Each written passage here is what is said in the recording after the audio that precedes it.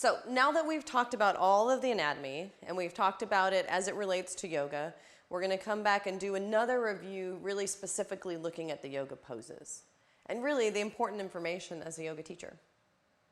So I'm going to have Amanda come into Virabhadrasana B, Warrior B. I'm going to have you face that way. And I want you to consider, imagine yourself in this pose here, and you can maybe even just think about this Warrior B pose in your experience and think first about what is strengthening. Not just what's shortening, but what gets tired first.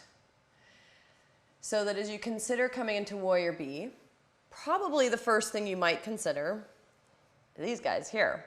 Right? We've got the quadriceps. Amanda's smiling because she can feel that now. We've got the quadriceps contracting, one of the first things that gets tired. But then also one of the common cues we look at here, and I'll have you switch sides and turn your back toward them. Well, same side, yeah. One of the first things that we look at here is also this alignment of the hip. One of the first cues we use is wrap the hip or draw the hip in, which will help to track the knee forward, right? And we have what muscle group here that's contracting to draw the hip into the socket to steer the knee forward.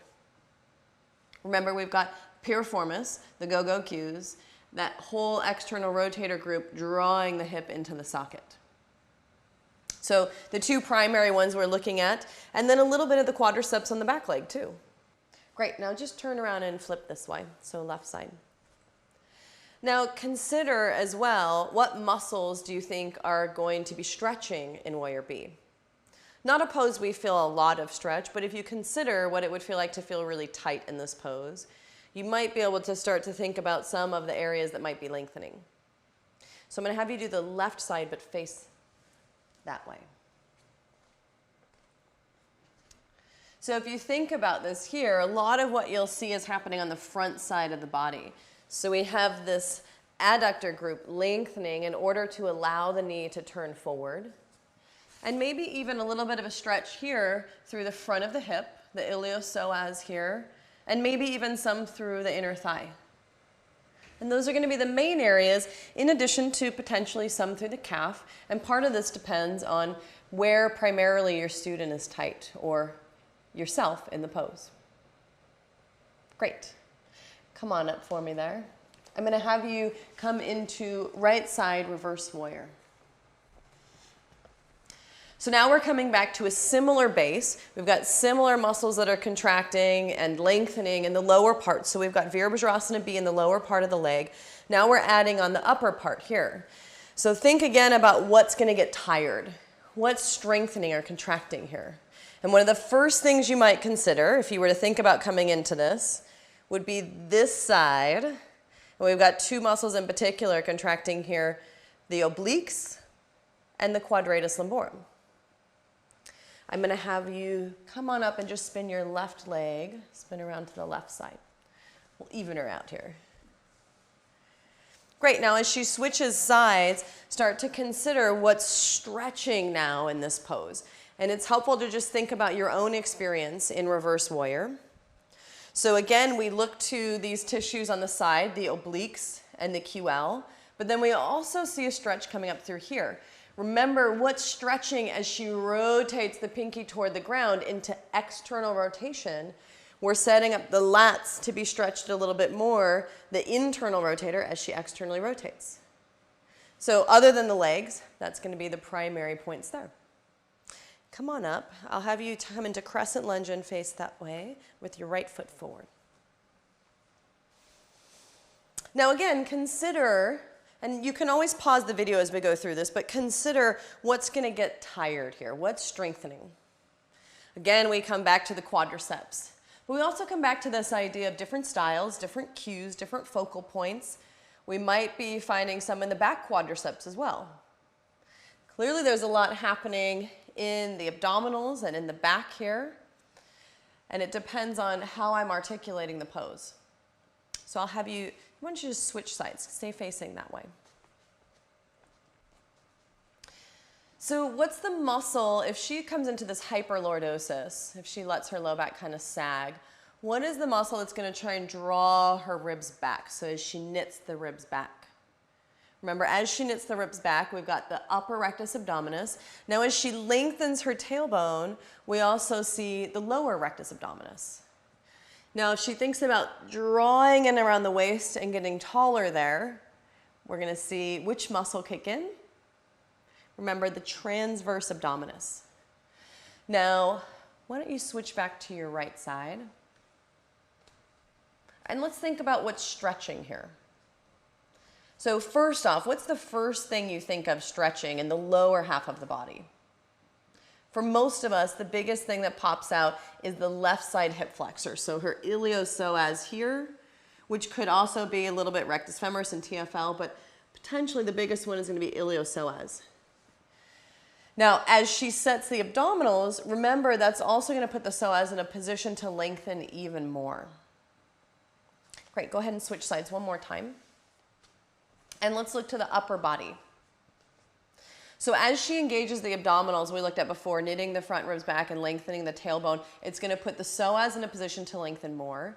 Now look to her chest. What do we have lengthening in the upper part of her body here? Remember, there's two muscles primarily that are lengthening as she lifts her arms up. We've got the lats allowing her to lift her arms up, as well as the pec major. Great. Come on out of it for us, sir. Next, let's look at some where she's bearing weight on the arms. So I'm going to have Amanda just come down to a seat here for a moment. And what I want you to do first is to visualize yourself. I want you to just close your eyes for a moment and visualize yourself coming into side plank or Vashisthasana. So visualize yourself coming into this with your right hand on the floor with any modification you prefer. So if you like one of the legs on the ground, but feel the lifting of the hips. And I want you to visualize this. It's helpful as a teacher to be able to visualize without having to do the pose. So you can have that really vivid awareness of what the pose feels like. And to consider first, if you were to stay in Vashisthasana for a while, what would get tired first?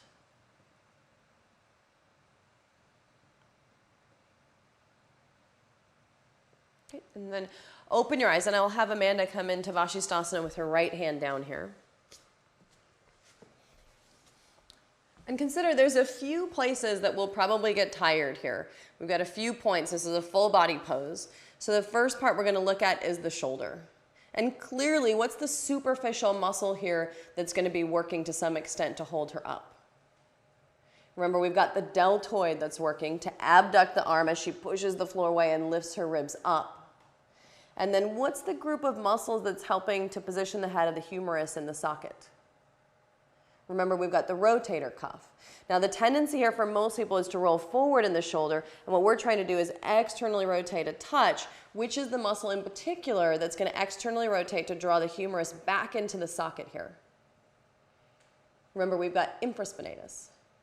Great. Why don't you turn and face the other back way there on your left hand?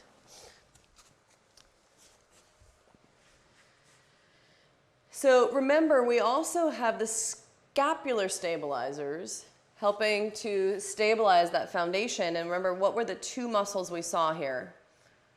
We had the serratus and the rhomboids. Though they probably won't be the muscles you feel first for most of us. However, it is a big part of the strength that's happening here to prevent that winging. Now let's look in the lower part of the body. Why don't you set your top foot on the ground in front of you? And as she pushes down through that left outer foot, whether the legs are stacked or not, what's engaging to help lift the hips here? What's going to get tired in the lower body? When you were visualizing this, besides the arm, what started to get tired? Remember, we've got the abductor here, gluteus medius, and then what's engaging here to support her? We've got the obliques and the quadratus lumborum. Great, come in down and take a rest there. So now pause again for a second and close your eyes and visualize yourself coming into Vashisthasana. And why don't we say the right hand's on the ground again. And visualize yourself pushing through your feet to lift your hips and see if you can just notice if there are areas that you feel a stretch in.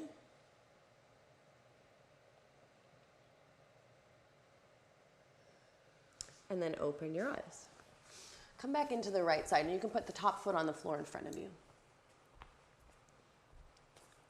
Now again, there's a lot of modifications here. So she could have the foot on the floor, she could have the bottom knee on the ground, we could have them stacked, but it's a similar pose. So there's not a huge stretch here, but as we start to lift the hips up, there's this opening through the left side of the body here. Some people will feel a little stretch to the hip, and if that foot's on the ground, maybe I even feel some in the rotators. If she stacks the feet up there and lifts the hips, she might feel a little bit of stretching through the side of the body here, through the obliques, the QL, and if she reaches her arm forward, where might she also feel it in her shoulder? Great, we've got the lats. She can rest there for a second. The latissimus dorsi lengthening, especially as she turns the pinky finger toward the ground.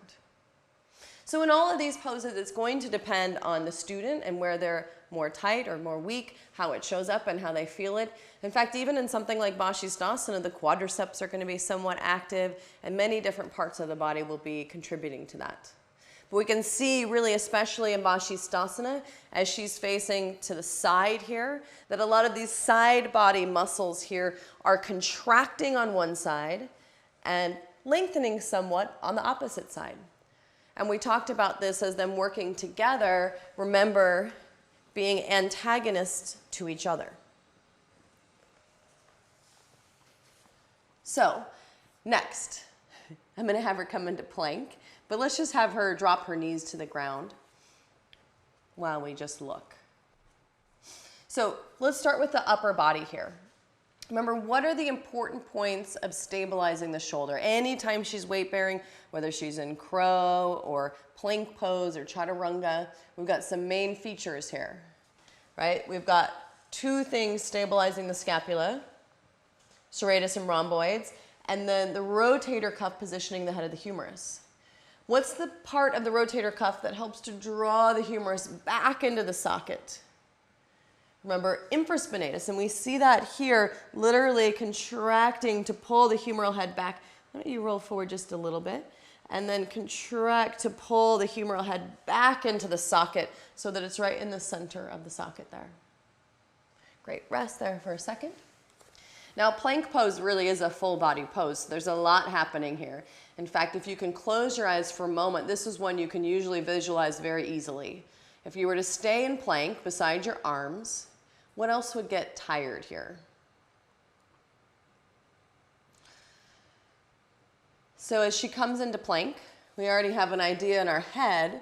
There's going to be two main focal points. We've got the shoulders, which we talked about, and the deltoids, remember, and all the surrounding tissues are going to be part of that. But what do I have contracting here to prevent her from dipping down? So as she drops down a little bit there, right? I've got the abdominals, especially rectus abdominis, knitting the ribs, lengthening the tailbone, the upper and lower rectus abdominis, and that drawing in of transverse abdominis. Then what's happening down here? Remember, we've got the quadriceps engaging to help lift and tone the legs there. Good, relax down there for me. Remember, in the arms, we also have the deltoids and the pecs, which are a big part of that as we place the hands on the floor in front of us. Great. So let's come back to a couple of standing poses again, and we'll come back up for triangle pose. So we'll stand up for triangle pose. And before she comes into it, again, I want you to close your eyes and visualize yourself in right side triangle. And this time, think about what you feel engaging or maybe tiring if you stay there long enough, as well as what you feel stretching.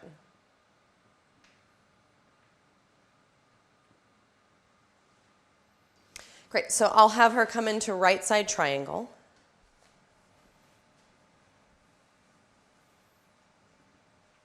Again, we want to look at a few points. Part of this really does depend on different styles and different cues and what we pay attention to. There's a few key points here. We've got the quadriceps engaging here as we straighten the leg. We have the left side abductors, the gluteus medius, pressing this foot into the ground to keep this leg active so she's not sagging into the hips there. Then we've got The movement of the pelvis here happening, so the knitting of the ribs and the lengthening of the tailbone to help turn her into the side-facing orientation. And then what muscle is going to help to rotate the rib cage here to turn her chest up toward the ceiling? Remember, we have the obliques helping to rotate and position the rib cage. Right, come on up and just switch sides.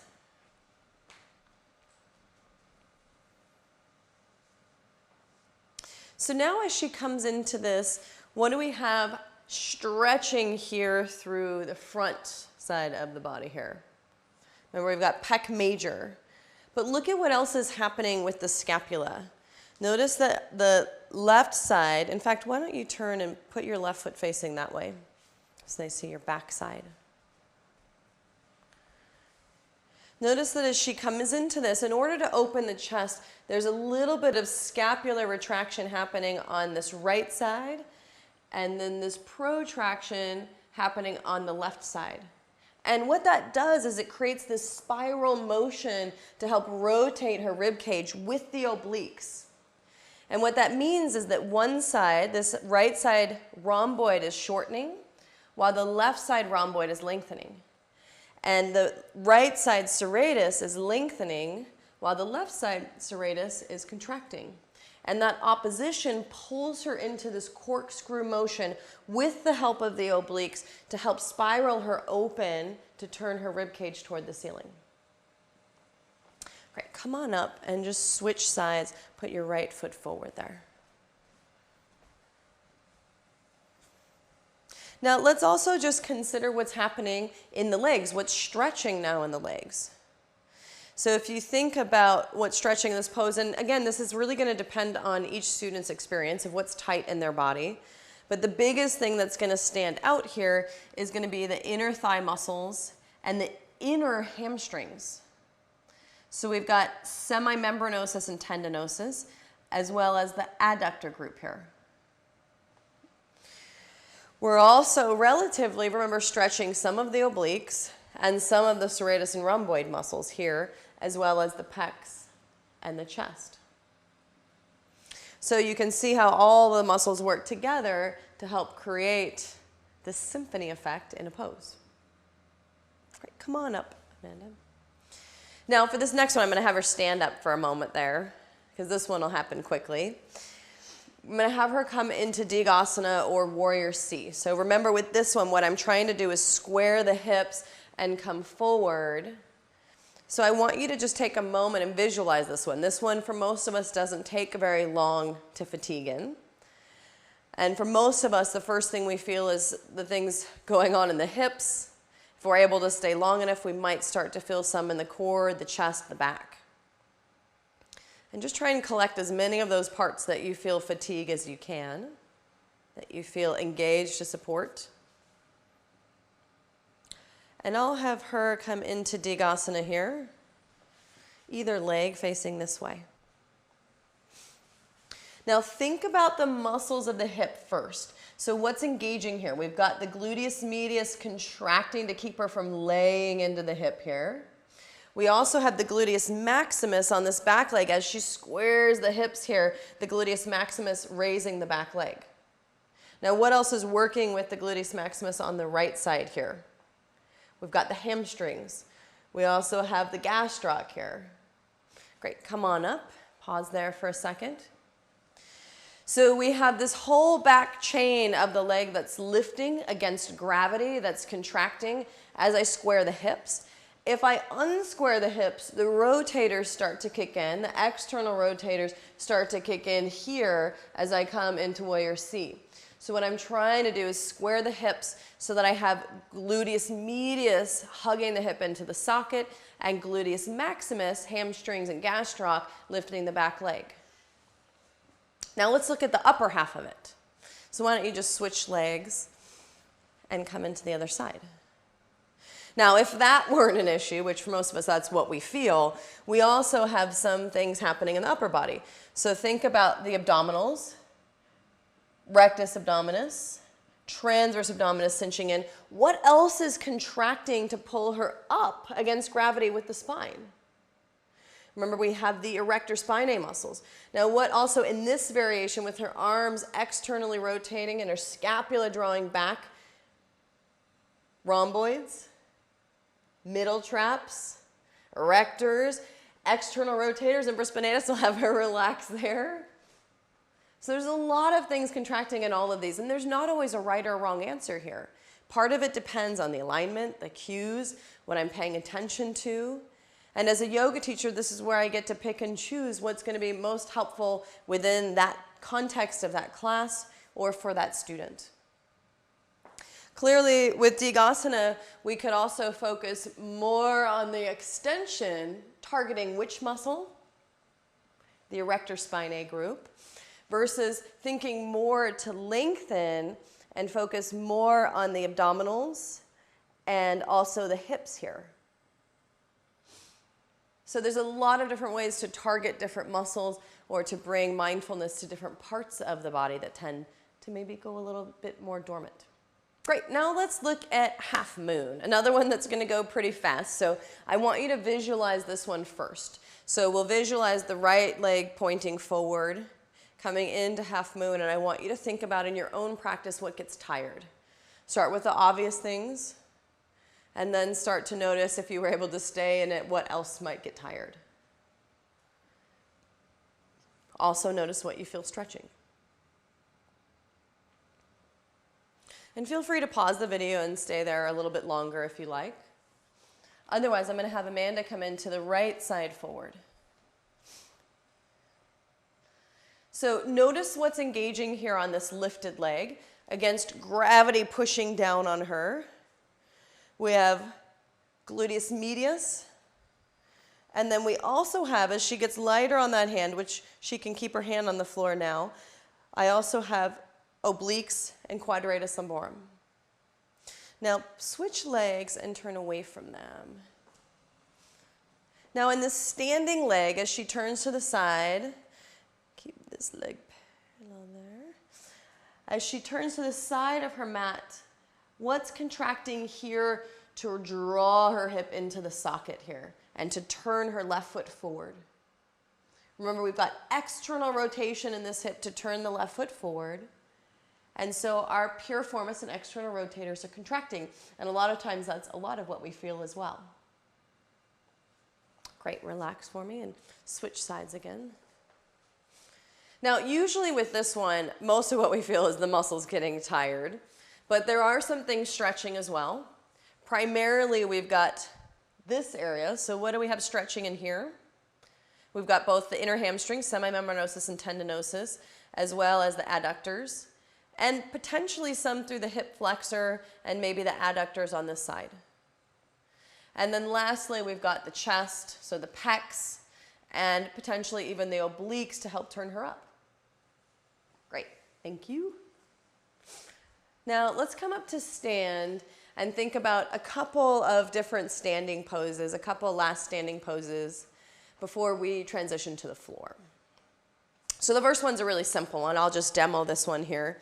Tree pose here. If I come to stand on my right leg, what muscles are going to contract, or what muscle is going to contract to draw the hip into the socket? Which one primarily will hug the hip in? Remember, this is going to be gluteus medius.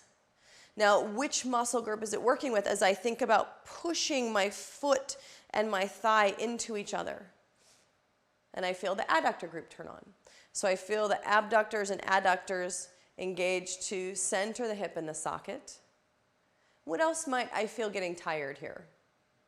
Remember, I'm standing upright, so the quadriceps might also be one. My left hip is externally rotating. So a lot of that's happening more passively, but there is some shortening happening in the left side rotators. So you might potentially feel a little bit there, though most of what you're going to feel is going to be the centering of the standing leg. Stretch-wise, inner thigh, so adductors are going to be the focal point in this kind of groin area as well. Then one last standing balancing pose. Let's look at dancer's pose. So I'll have Amanda come onto her right leg and face this way. And she'll grab the opposite leg behind her. And we'll come into this one right away and think about what's engaging, what's contracting here. So clearly we've got one thing happening here, quadriceps here. And then to support the lower back, what do we have contracting here? Remember, rectus abdominis and transverse abdominis. All right, come on out there. Switch sides. Now there's one muscle that's eccentrically contracting as she kicks the foot into her hand. There's actually a couple here, right? One of them, look at the bend in the knee and the extension of the hip. So we've got rectus femoris, eccentrically contracting, meaning it's engaging as she kicks the foot into her hand, but it's also lengthening. We also see that in the psoas a little bit as well. More lengthening than anything, but as she kicks back into the foot, there might be a little bit of that contraction. Great, come on up and just switch sides one more time. One more area that's stretching here. What's stretching on the shoulder? Pec major, anterior deltoid, maybe even the biceps. Great, come on up. Now let's head down to the ground and do some lower to the floor poses here. Great, so I'm gonna have Amanda come into Gomukhasana, either leg you prefer on top. Just the legs.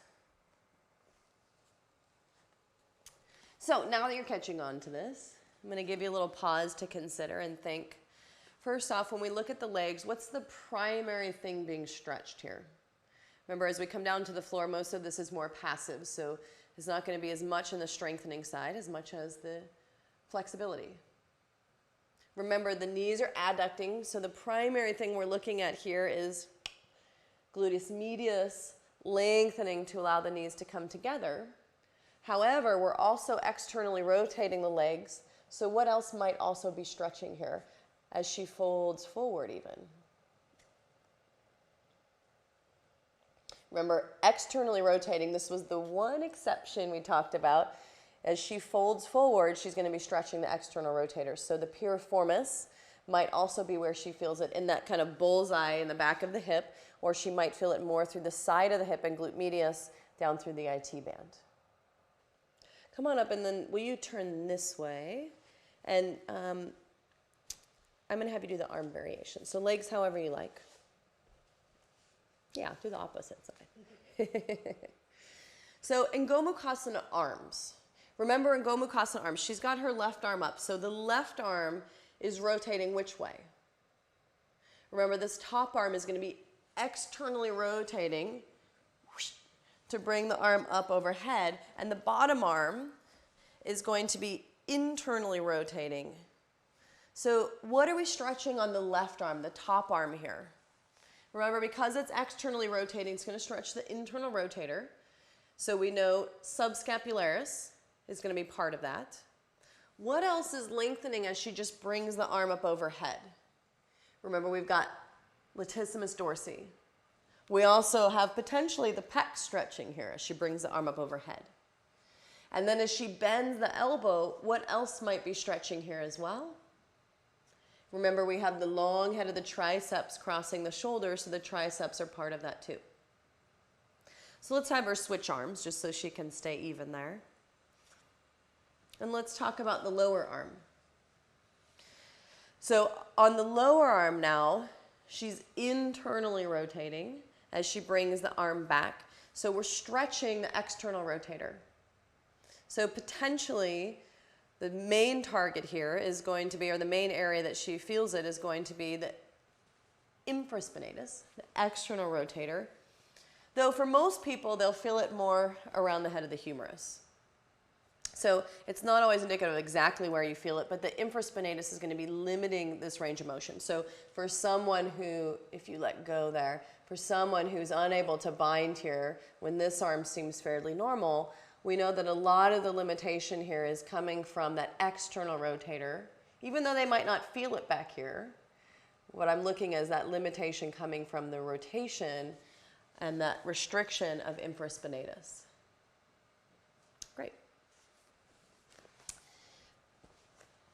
Now, for this next one, I'm going to have Amanda just have a seat here. She's going to prepare for reverse tabletop. So I'm going to have her step her feet in front of her and her hands behind her. So first off, before she comes into it, I'm going to have her lift and puff the chest. Now, what muscle did we talk about creating that lifting and puffing? Remember, adducting, internally rotating, and extending to puff up the chest. We had the latissimus dorsi. Now, as a result, what also is stretching there? Remember the pec major, also maybe even the front of the deltoid. Now, as she lifts up in the lower body, what's going to be lifting her up here? Remember, we have two main things, gluteus maximus and the hamstrings. Now, what else is going to be holding her up with the shoulders as she pushes down and back? We've got lats still, posterior deltoid, and even a little bit with the triceps. Great, come on down and relax. Now you can imagine some of the things that are stretching. We've already talked about a little bit here through the front of the shoulder, the deltoid and the pecs. You might feel a little bit through the abdominals. For most of us, there's not a huge extension in the spine happening, and maybe a little bit through the hip flexors. For the most part, a lot of strength for many of us, and then opening in the shoulders. So for this next one, I'm going to have her lie on her stomach and head down here. Now, if we just think about Cobra before she comes up here, remember what we're looking at here is her body, her chest lifting up in resistance to gravity. So gravity is pushing down on her. So the primary thing we're thinking about first is the erector spinae muscles helping to lift her chest up here. Now, the rest of it is somewhat going to depend on what she focuses on what I'm cueing or what she's paying attention to. Let's have her do it this way. Draw the shoulders back. So what's creating that here? Rhomboids and middle traps. Maybe even a little bit of the infraspinatus to draw the head of the humerus back. And then as she starts to lift up, we feel the erectors come online right away, pretty much no matter what style or variation you're doing, unless she's just laying in the arms there. So as she extends the spine. Great, now as she comes back down, the next thing we're going to look at is now setting the pelvis. So as she presses the pubic bone into the ground, what is she going to feel turn on there to create that? Lower rectus abdominis, right? If she were to draw on around the waist, she'd feel transverse abdominis. And as she does that, it's going to help set the pelvis so that as she comes up, maybe she'll feel a little bit more of that extension as she lifts up and through the chest. And as she pushes down and back through her hands, she's really going to feel the arms and really primarily the triceps as she draws the hands back to open the chest. So the triceps engage, and then what opens here? Pecs major and anterior delt. Great, then she can come on down. Now, as she sets the pubic bone down, what we'll also feel is that connection of the front of the leg pressing into the ground. So this time what I'm going to have her do is come into Shalabhasana, and we'll consider what's engaging now as she lifts the legs up. So we've already talked about the upper body is going to be pretty much the same. As she comes into Shalabhasana and lifts up, we've got a similar scenario happening here, but now we also have what's engaging down here. Remember, we have two things primarily, hamstrings, gluteus maximus, and then the erector spinae and the whole posterior shoulder we talked about. Come on down and relax. So this is a great one to look at this balance of the front and the back of the body. As she lifts up against gravity, gravity is pushing her down. So the whole back side of the body to some extent is contracting to lift her up, regardless of what I'm thinking about there.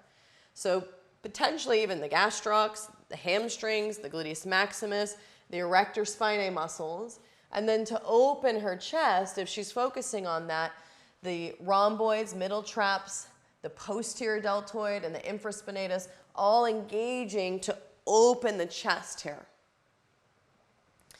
So stretching when she comes into that is going to be potentially anything on the front side. So the pecs, the delts, the abdominals, particularly rectus abdominis here. Maybe even she'll feel a little through the front of the hip flexors. For most of us though, because we're actively extending the spine, most of what we're going to feel is the activation through the backside of the body. Now, if she engages the abdominals a little, which is kind of the hard thing here, this is the tricky part in back bends. And the tricky part to this is that she wants to engage those really subtly. If she starts to engage the core, she's going to feel a little bit more through the gluteus maximus instead of taking it all through the spine. And that's a big part of why we like to use the core when we come into these back bends, so we're not taking all of that extension in the spine, but we're also lifting through the hips and the legs as well. So I'm going to have her think about pressing the pubic bone down, activating lower rectus abdominis, drawing in around the waist, activating transverse abdominis, and now she'll keep that and slowly lift the chest and the legs. And what she should feel is a little bit more through the gluteus maximus in addition to the erector spinae muscles. Great, and she can rest down there. So that's helpful just to play with, and you can experiment with that on your own. But I want you just to feel how different cues can create different things. It's great to come into Shalabhasana and just come up and lift against gravity. You feel the extensors and the whole back of the leg engage. And as I start to articulate that refinement of the abdominals, I might start to feel a little bit more in the glutes so that I can kind of disperse the weight just from the back to really the whole body working together. But really, there's not necessarily a right or a wrong way to do that, but how you can experiment with different cues to feel different parts of the anatomy more or less. So let's play with another variation on a back bend that's a little bit more passive extension in contrast to this, or at least in relationship to this. And I'm going to have her turn over and come into bridge. Why don't you keep your head down there? Now for this one, you can rest your hips on the ground for a moment there. For this one now, she's going to be lifting against gravity on the front side of her body. So before we had her flipped over and the back side of her body was contracting to lift against gravity. Now gravity is pushing down on the front side of her body here. So when she lifts up, a lot of this is going to be the glutes here lifting her hips up off the ground, and a little less in the erectors, which is really what we experience. The interesting thing about this anatomy thing is we don't always have to overly analyze it in our brain, but really feel it.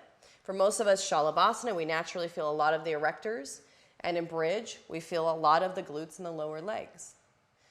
So which of the hip muscles are actively contracting here to lift her up? Gluteus maximus. And what are we trying to target within gluteus maximus? Ideally, the lower part, so that we're extending the hips rather than compressing and clenching. Great, come on down. Now, what else is working with gluteus maximus to help her lift the hips up there? We've got a synergist happening there as well. Remember, the hamstrings are going to be part of that.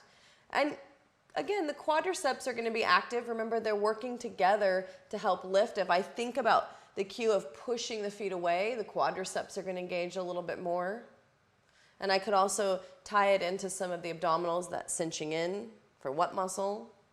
Transverse abdominis.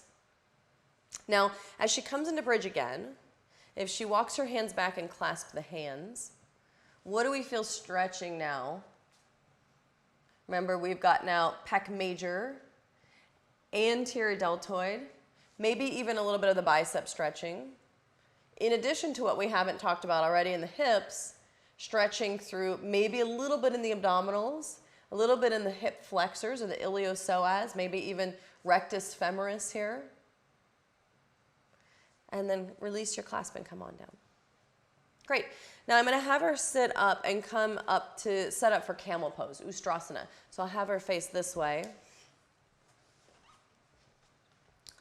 Now, first off, why don't you just sit back on your heels there for a second. Great. So for Ustrasana, before she comes into it here, I want you just to consider for a moment, you can close your eyes if you like, and think about what gets tired in Ustrasana. And part of this will depend on potentially how you come into it, as well as what's stretching. So as she comes up into this here onto her knees, I'm just going to have her come on into it on her own, taking her hands to her heels. The obvious part of this one is what's stretching. So think about what's stretching here, and you might even just see it on her here. Remember, we've got things happening in the shoulders, pec major, anterior delt, and bicep.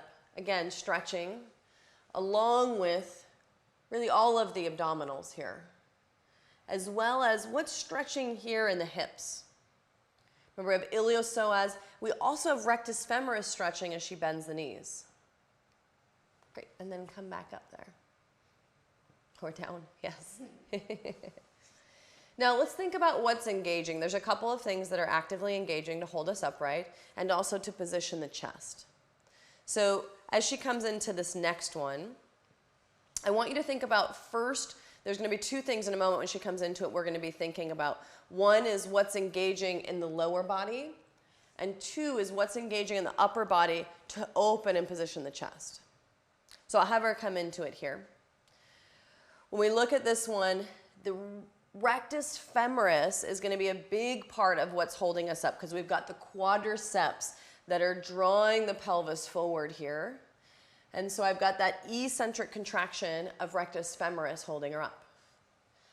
Then in the shoulders, I've got this retraction and extension. So I've got rhomboids, mid-traps, infraspinatus, lats, posterior deltoid, all of these to the back of the shoulder working to open the chest. Right now, to come up, her abdominals and her quads and rectus femoris are really what are going to bring her up. So part of it is the transitions, and part of it is the pose itself. So next, let's have her come into pigeon, right side forward. Now, why don't you stay on your hands there for a second? So there's a few variations here. What primarily is stretching as she comes into pigeon with her hands on the floor? So again, sometimes it's helpful just to imagine yourself in it rather than even looking at it. But remember, the main thing we have stretching here is iliopsoas. What's going to be primarily stretching if she were to bend this leg and grab a hold of her ankle there? With either hand.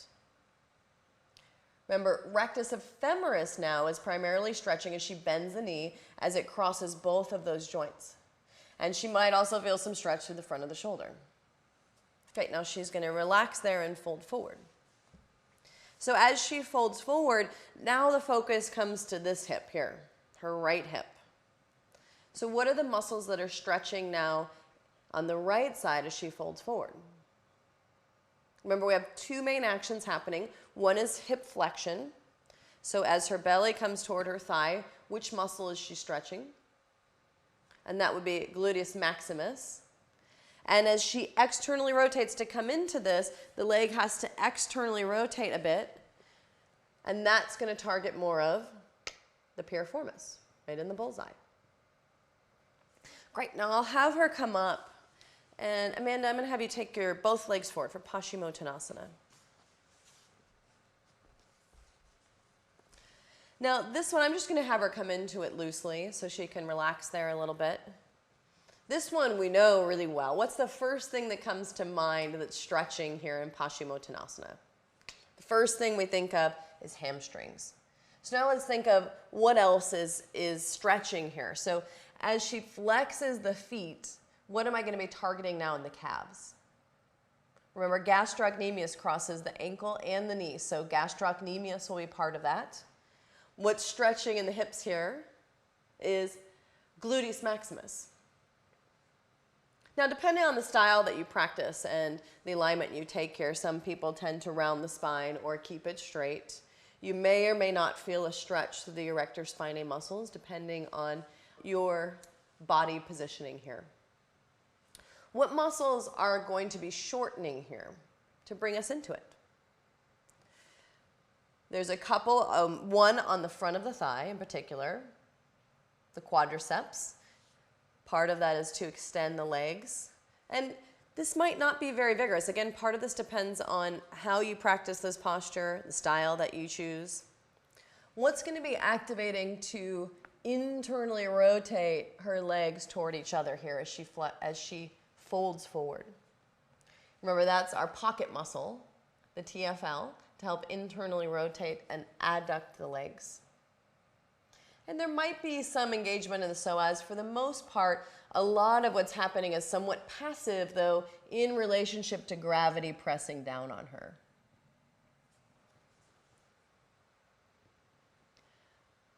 Great. So come on up, Amanda, and just place the soles of your feet together. Baddha Konasana. So for Baddha Konasana, we've got a couple of things happening again as she starts to fold forward just into a comfortable position there. Remember, her knees are abducting, so they're moving away from the midline. So we're stretching what muscle group? We've got the adductors, and this will change a little bit depending on how far the feet are. As she draws the feet in a little closer or a little further away from her, this might change the angle a little bit in what she feels. We won't overly analyze that too much, but notice that that will change where you feel this. So we've got adductors stretching as the knees point out. And then as she folds forward, remember we also have some external rotation. So she'll also feel this in what muscle? Remember, piriformis. She's also simply flexing the hips. So remember, we said the gluteus maximus isn't often tight. It's not often a muscle you feel stretching a lot. But if it were, she might feel it there as well. And remember, anywhere that she's tight in any of these poses, there's not a right or a wrong answer. Part of it depends on how I set up, what I pay attention to, and my unique body constitution, and where I'm at, what I did that day. So there's not always a right or wrong here, but we're looking at the broad generalities, the majority of what you're going to be feeling. Now, lastly, I'm going to have you turn and face that way and come into double pigeon. So in double pigeon, which would be similar to figure 4 here, where we put the ankle on the knee, as she folds forward, what primarily is she going to be feeling? The knees aren't significantly abducted. They're kind of pretty close to hip width apart, so fairly close to anatomical position. Most of what's happening here is hip flexion and external rotation. For most people, the majority of what they're going to feel is that external rotation because it's pretty significant here in double pigeon. So what's the muscle primarily they would feel, potentially? Piriformis. And then also because she's folding forward and flexing the hips, maybe even potentially gluteus maximus. So hopefully that brings together the information for you in a way that's really relevant as a yoga teacher.